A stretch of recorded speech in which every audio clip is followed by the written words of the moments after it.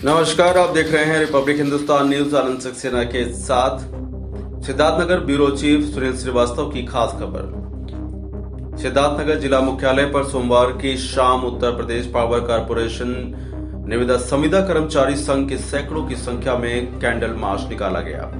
आपको बता दें कि विद्युत संविदा कर्मचारियों का कैंडल मार्च विद्युत कार्यालय से शुरू होकर कलेक्ट्रेट कार्यालय तक गया। इस दौरान सैकड़ों की संख्या में संविदा कर्मचारी सरकार के खिलाफ नारेबाजी करते रहे।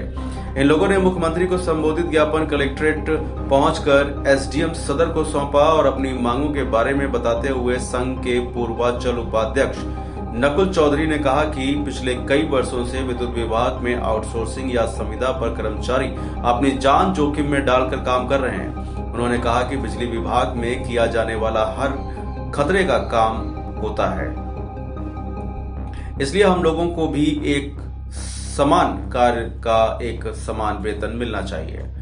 इसी के साथ आपको बताना चाहेंगे कि उन्होंने यह भी कहा कि जो नियमित कर्मचारी हैं उन्हें इस काम का अगर 30,000 मिलता है तो हम संविदा कर्मचारियों को उसी काम का 10 से 12,000 रुपए मिलता है।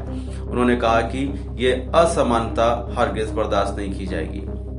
आगे नकुल चौधरी ने कहा कि इसके अलावा जो नियमित सरकारी कर्मचारियों को सुविधा दी जाती है वो सारी ही सुविधा आउटसोर्सिंग या संविदा पर काम कर रहे कर्मचारियों को भी मिलनी चाहिए। इसी के साथ पूर्वांचल उपाध्यक्ष ने कहा कि अपनी मांगों को लेकर समय समय पर वे लोग आवाज उठाते रहते हैं। अभी पिछले दिनों अपनी मांगों को लेकर जो धरना प्रदर्शन किया गया था उसमें भी सरकार ने मनमानी रवैये से लोगों को पनिश किया।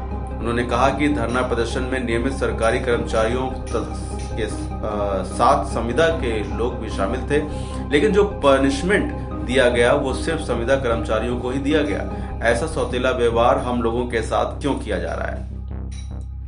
और अपने आगे के रणनीति के बारे में पूर्वांचल उपाध्यक्ष नकुल चौधरी ने कहा कि आज का यह कार्यक्रम 5वें चरण का कार्यक्रम था। अब छठे चरण में 6 तारीख को लखनऊ में महापंचायत का आयोजन किया जाएगा।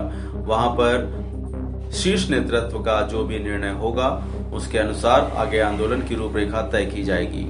फिलहाल आप सुरक्षित रहिए, जुड़े रहिए रिपब्लिक हिंदुस्तान से। नमस्कार। हम लोग विगत कई वर्षों से कार्य कर रहे हैं और आउटसोर्स ही कर्मचारी पे काम कर रहे हैं। सबसे बड़ी दुखद बात यह है कि हम लोगों का जो कार्य है वो घातक प्रकार का कार्य है, लेकिन सरकार के उदासीनता के कारण हम लोगों का लेबर का अनुबंध किया जाता है और काम हमसे घातक प्रकार का लिया जाता है। हम लोगों की पहली मांग है कि समान कार्य का समान वेतन दिया जाए, क्योंकि उसी काम को जब सरकारी कर्मचारी करते हैं तो 28 से 30,000 वेतनमान उनका होता है, लेकिन हम लोग 10,000 से 12,000, 11,000, 9,000 इसी तरीके से सरकार हम लोगों को वेतन दे रही है। दूसरी बात, हमने कई बार सरकार को अवगत कराया कि हम लोगों की मांग पे जो जायज मांगे हैं उस पर ध्यान रखा जाए, ध्यान आकर्षण प्रोग्राम भी रखा। उसके बाद सरकार के विरोध में हम लोगों ने एक आंदोलन किया जो संघर्ष समिति के रूप में 2023 में मार्च में हमारे उस आंदोलन के दौरान संविदा कर्मचारियों को हटा भी दिया गया।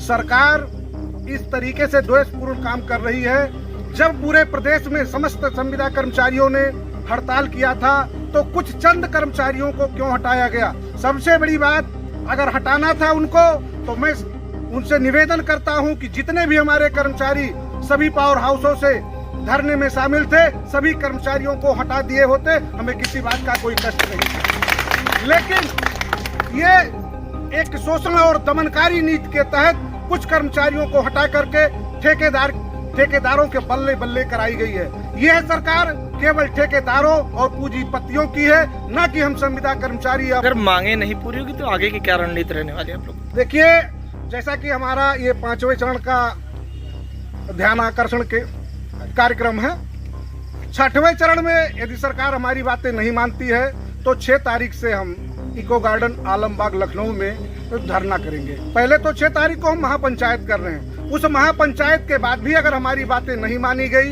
तो हम उसको धरने का रूप देकर के आंदोलनरत हो जाएंगे। स्ट्राइक वगैरह भी करेंगे? हो सकता है, वो केंद्रीय कार्यकारिणी का जो भी निर्णय होगा वो हमारे समस्त संविदा कर्मचारियों और साथी। हर हिंदुस्तानी की खबर डाउनलोड करने के लिए सर्च करें